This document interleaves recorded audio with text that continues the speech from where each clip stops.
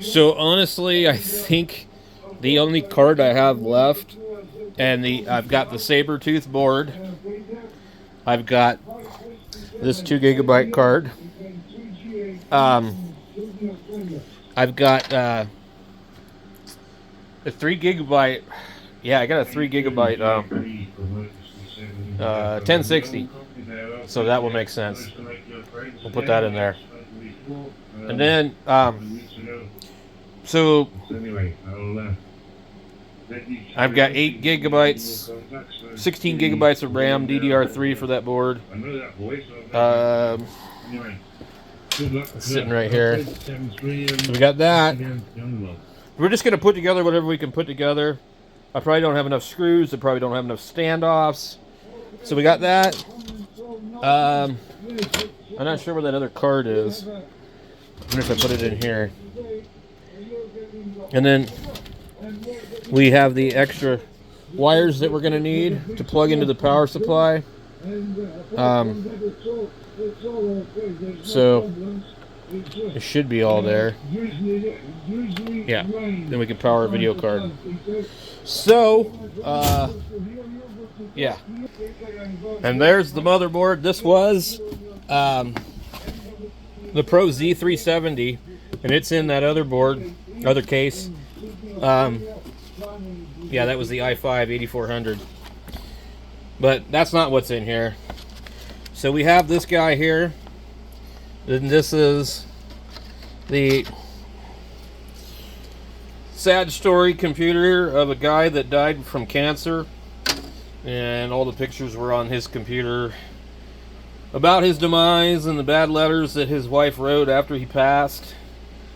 So I'll dedicate this computer build to this guy, even though I don't know him. But yeah, his wife donated a computer that he built in 2014 that was pretty cool. And I think he passed a couple years after he built it. And this thing had some problems. And I think that's why she donated it. But it was loaded with Samsung drives. It was loaded with a really good 750 Ti EVGA card, the one that we just put in the other computer over here.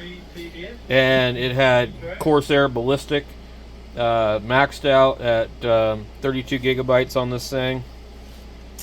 And the Corsair power supply, it was originally in the other case over here.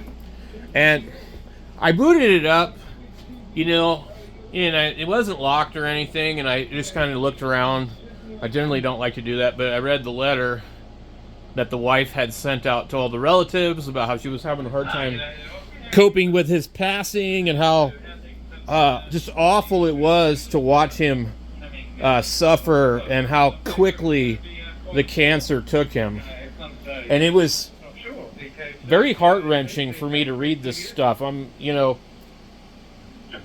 not like super sensitive or anything, but it was like, man.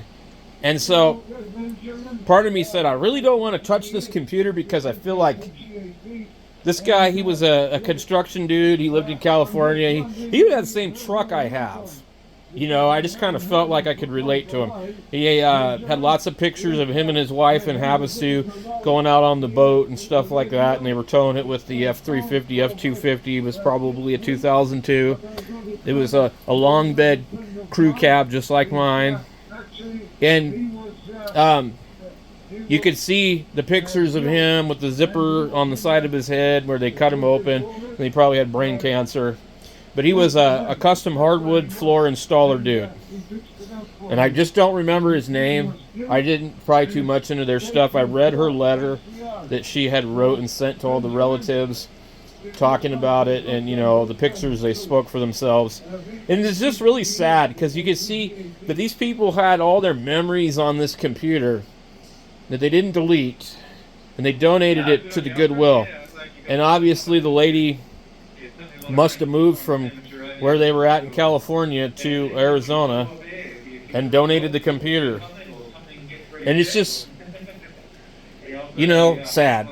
I don't know if he was a gamer. He had like, it looked like he just basically did all his business on it. So we're going to put this together for him, just because. It's going to go into this case. This might even be a case he might have even wanted. You never know. Maybe we'll remove this and put the gigantic passive cooler on there. I've got a Noctura. We could just really go nuts with this because this is such a big case. Okay? So, that's what I'm going to do. Thank you guys for watching. Follow along. And let's get 10K. We're 9 away. Last I checked.